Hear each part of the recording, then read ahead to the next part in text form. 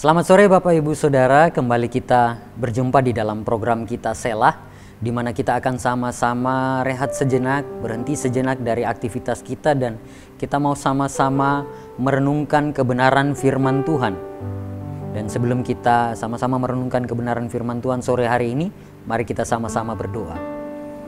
Tuhan, terima kasih untuk sore hari ini, untuk waktu di mana boleh kami memiliki kesempatan untuk sejenak kami merenungkan kebenaran firman-Mu, sehingga kami boleh terus berjalan seturut dengan kehendak Bapa. Berkati waktu ini Tuhan, di dalam nama Tuhan Yesus kami berdoa dan bersyukur.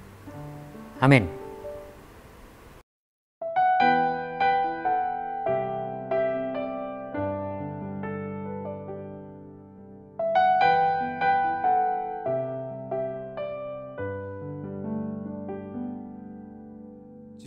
Jujur kadang ku tak sanggup hadapi semua bebanku, menantikan jawaban, menolak untuk menyerah. Tahu Kau Tuhan yang sanggup menolong dalam sesatku. Namun meskipun Kau belum, kan tetap menyembah-Mu. Ku kan bernyanyi sampai jiwaku percaya, sampai hatiku mendengar lagu pengharapan.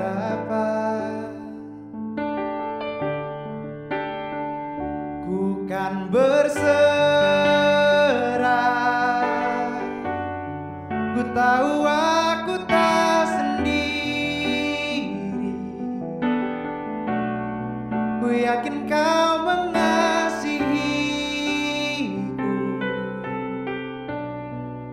bahkan di dalam api pun ku kan menyembah-Mu.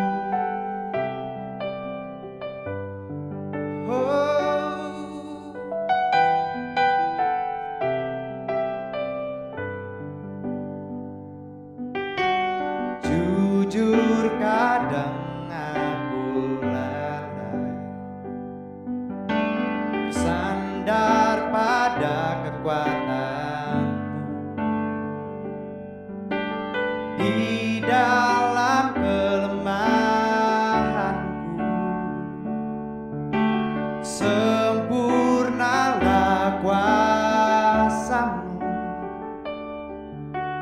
Imanku memegang janji-Mu, ku tahu Kau selalu bersamaku dalam setiap perkaraku. Kaulah damai terangku, ku kan bernyanyi sampai jiwaku percaya, sampai hatiku mendengar lagu pengharapan.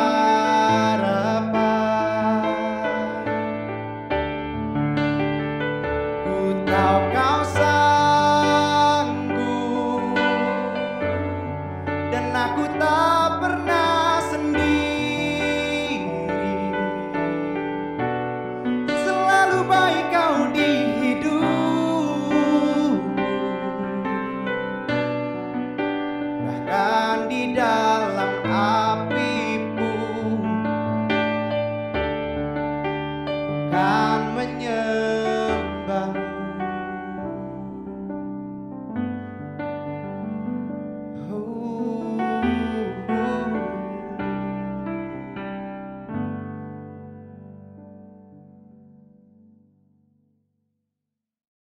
Saudara, siapa di antara kita yang pernah mendengar istilah sumbu pendek?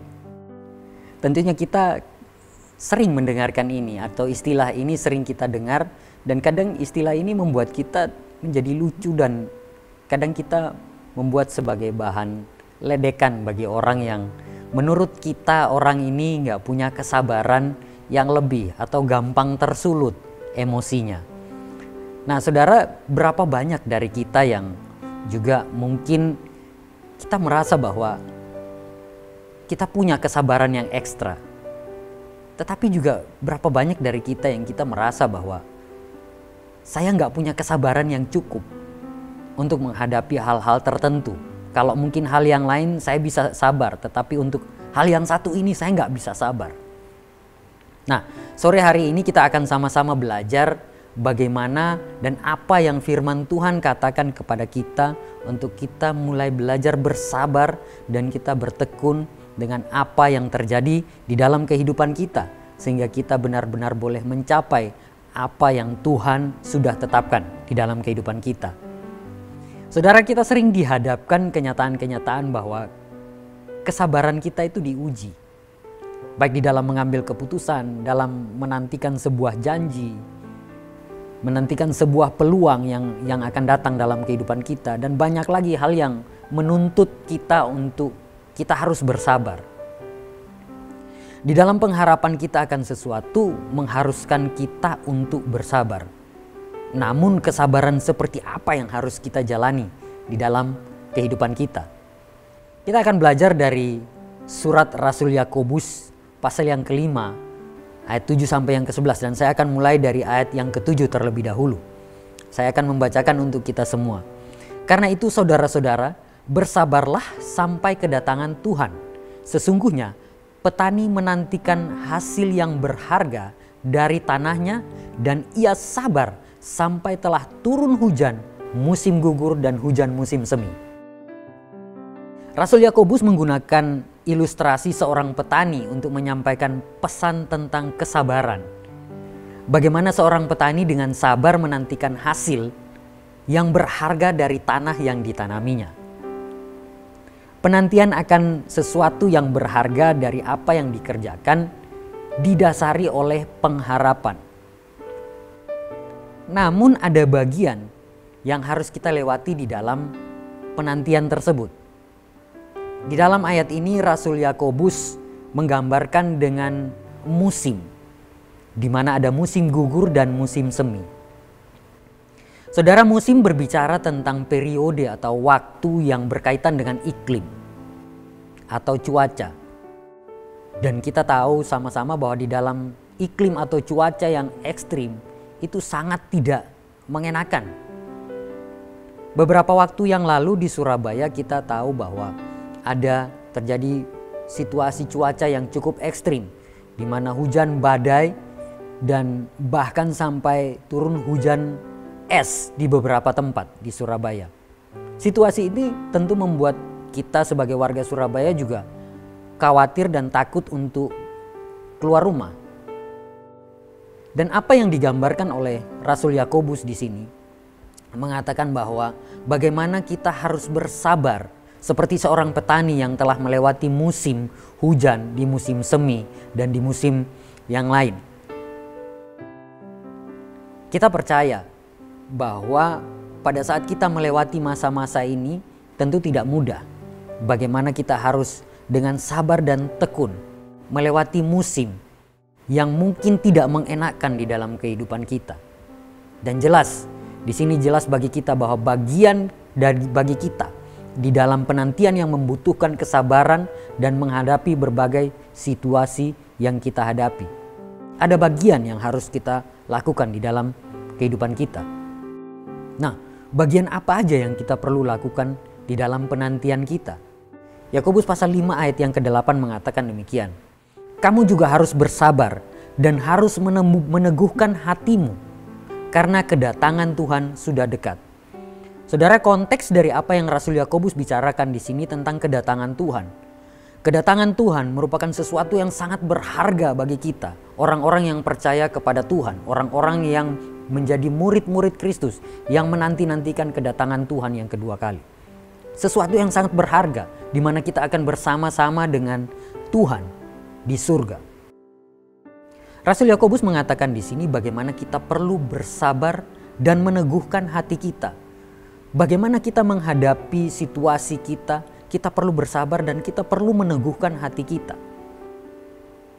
Kesabaran dalam sebuah penantian itu membutuhkan keteguhan hati kita, sehingga kita tidak menjadi lemah, bahkan kita bisa membuat kita berpaling dan menjauh dari apa yang sudah Tuhan tetapkan di dalam kehidupan kita. Kita perlu benar-benar meneguhkan hati kita, sehingga kita yakin dan kita percaya bahwa Tuhan bersama-sama dengan kita melewati musim yang begitu sulit di dalam kehidupan kita. Di ayat yang ke-9, Rasul Yakobus mengatakan demikian, "Saudara-saudara, janganlah kamu bersungut-sungut dan saling mempersalahkan, supaya kamu jangan dihukum. Sesungguhnya hakim telah berdiri di ambang pintu." Siapa di antara kita yang kalau mungkin disuruh atau melihat sebuah antrian yang panjang, kita cenderung untuk, mending saya cari alternatif yang lain daripada menunggu yang sekian lama. Atau mungkin juga kalau kita sedang tergesa-gesa, kita sedang terburu-buru di jalan dan kita mengalami kemacetan. Mungkin di beberapa menit awal kita masih bisa menikmati waktu itu. Tetapi kemudian kita akan mulai menggerutu, mulai mengeluh. Kenapa sih kok harus macet? Saya sedang buru-buru begini dan begitu. Setiap kita mengalami hal-hal yang seperti ini di dalam kita menjalani kehidupan kita. Kita seringkali mengeluh, kita seringkali menggerutu dengan situasi yang kita hadapi. Saudara, penantian yang panjang akan sesuatu yang berharga merupakan hal yang tidak mudah, bahkan cenderung membosankan, membuat kita menjadi jenuh, dan itu bisa membuat kita menggerutu, buat kita mengeluh, dan bahkan kita menyalahkan keadaan, kita menyalahkan situasi, kita menyalahkan orang lain akan situasi apa yang terjadi dalam kehidupan kita. Namun firman Tuhan katakan supaya kita tidak bersungut-sungut, kita tidak mengeluh, kita tidak boleh saling menyalahkan. Rasul Yakobus menasihati kita dengan sangat jelas supaya kita tidak bersungut-sungut dan tidak saling menyalahkan siapapun di dalam kehidupan kita, di dalam situasi yang kita hadapi saat ini. Dan di ayat yang ke-10, Rasul Yakobus mengatakan demikian, "Saudara-saudara, turutilah teladan penderitaan dan kesabaran para nabi yang telah berbicara demi nama Tuhan." Penantian akan sesuatu yang berharga, memakan proses, memakan waktu yang sangat panjang. Dan kadang tekanan membuat kita cenderung untuk kita beralih. Namun ada orang-orang yang Tuhan taruh dalam kehidupan kita, bahkan apa yang firman Tuhan katakan bahwa kita perlu untuk mentaati dan menuruti teladan penderitaan yang telah dialami oleh para nabi. Bukan penderitaan saja yang dialami, tetapi kesabaran yang mereka hadapi, yang mereka lakukan di dalam penderitaan yang mereka hadapi. Kita perlu mencontoh orang-orang yang sudah Tuhan berikan dalam kehidupan kita, untuk bagaimana iman mereka, bagaimana ketaatan mereka, bagaimana kesabaran mereka di dalam menghadapi situasi kehidupan mereka. Perjalanan penantian kita akan sesuatu yang kita anggap berharga dalam hidup kita sudah pasti tidak mudah. Karena itu kita perlu benar-benar belajar dari apa yang firman Tuhan katakan, sehingga kita menjadi sabar dan kuat. Kita perlu untuk melihat contoh dari orang-orang yang sudah terlebih dahulu melewati situasi yang tidak enak, tidak baik, bahkan situasi yang buruk di dalam hidup mereka.